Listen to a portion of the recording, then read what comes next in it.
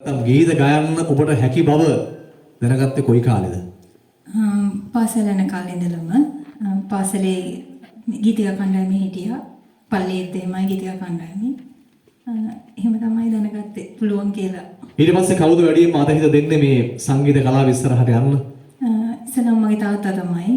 තාත්තා ගොඩක් කැමතියි මම ගීත ගායනා කරනවට. ඊට පස්සේ මම සරසවිපායේ මනෝමංචයේ ගුරුතුමිය යටතේ සංගීතය හැදෑරීමට දැම්මා.